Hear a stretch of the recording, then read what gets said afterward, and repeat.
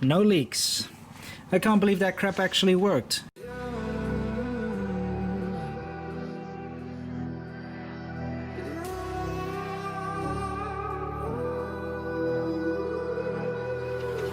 There's a distance between us. It's getting hard to reach out.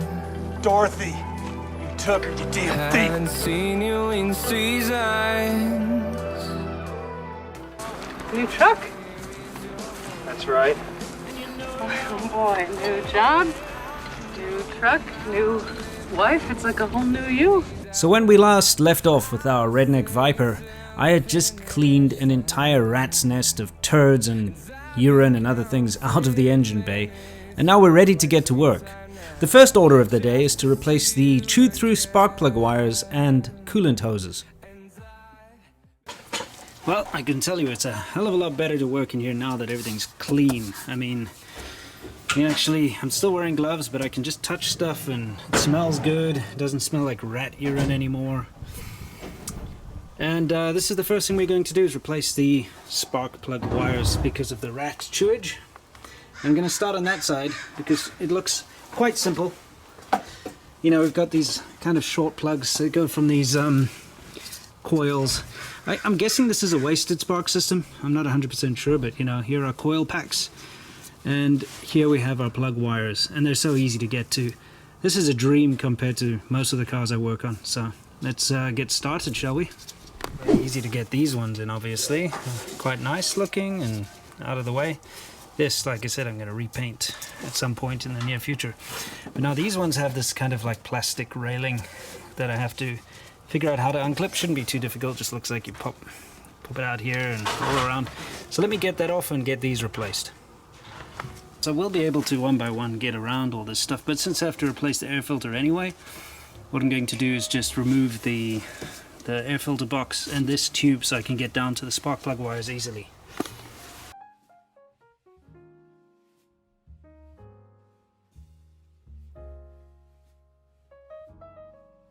This is a little more annoying than I was expecting, but you know, it's not that bad. What I have noticed though is that the heater core has been bypassed. It's actually the heater core tubes over here have just been cut.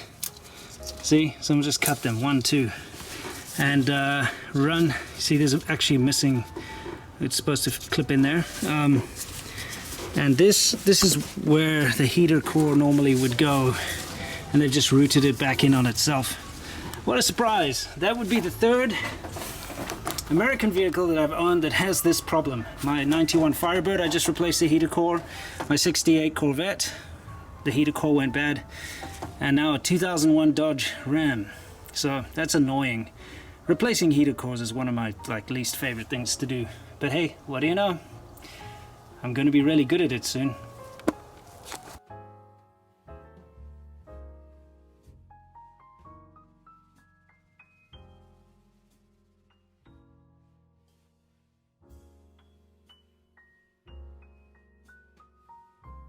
Okay, so they're all routed properly, they've got their shielding. Now this is different to that plastic red crap earlier. This is supposed to be heat shielding, but it's also not capable of shielding you against extreme heat. It's just over the valve cover here. So that basically protects the plugs of the valve covers. I got it all in that little rail, all the way to here. They're all nice and kind of where they should be. Let's see, they're not binding, or I feel like this, yeah, I guess that's just the way it is. I replaced them just as they were. It's usually the best thing to do in these circumstances. Okay, now before I continue, I'm going to start the car, and the reason for this is there was a little bit of confusion earlier. I did, you know, pull a couple of them out, and I had to replace one. I put the wrong one, so it wasn't long enough. So just in case I've swapped any of these around, we'll know real quick, because if you try to start a car where these are being swapped around, you'll hear a massive misfire, a backfire, the engine won't run properly. So let's try it out. Cross fingers that it's okay, and then we'll put the air filter in. Let's listen.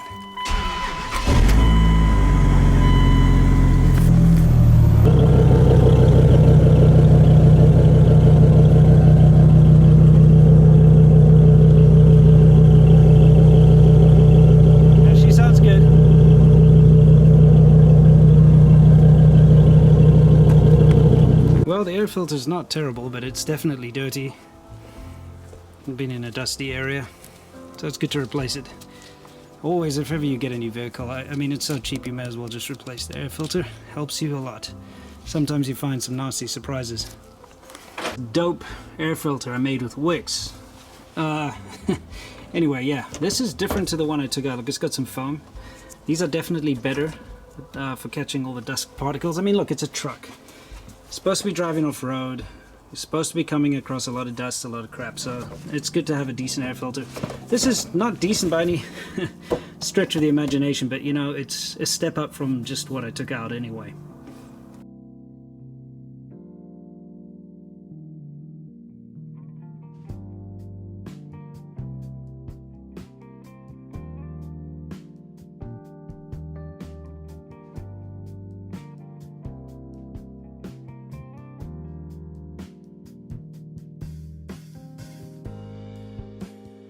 Not gonna lie, getting those little clips on right there at the back near the firewall wasn't that easy, but a little bit of perseverance and it's done.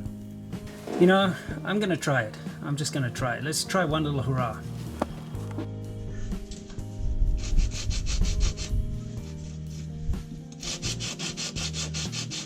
I mean, that looks kind of cool as it is, just me shaving off a little bit, but let me go all the way. If that's silver, it's gonna make the world of difference.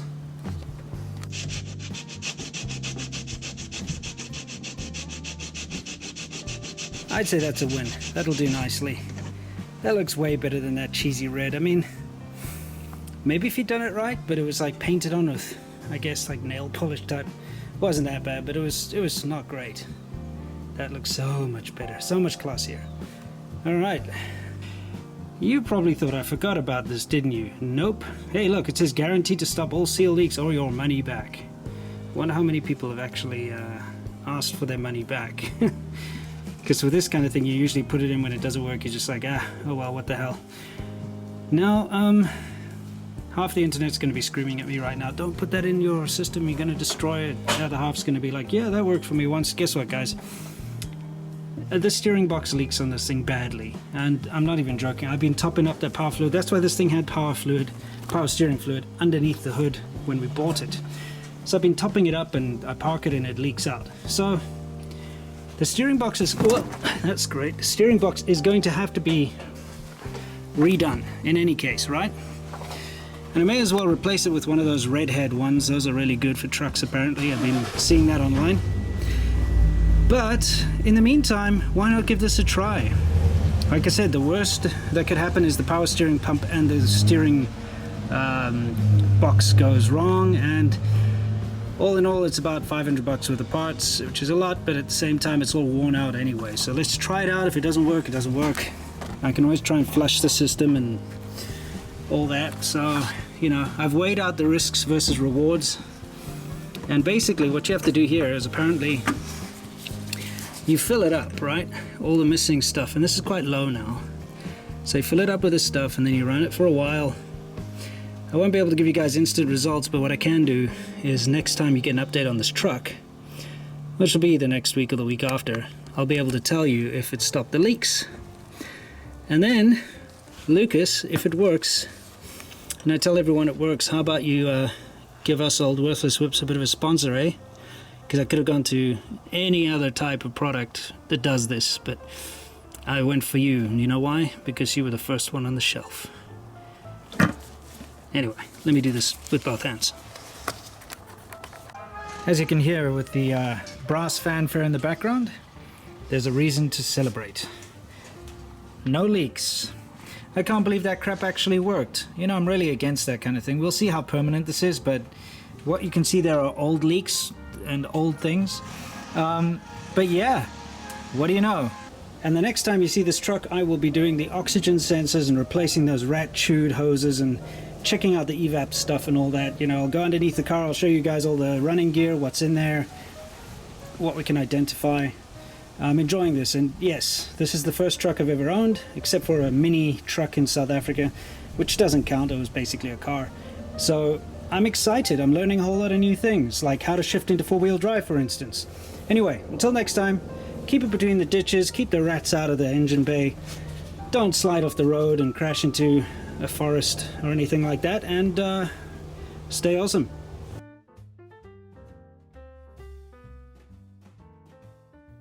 Dorothy, you took her, you damn thief!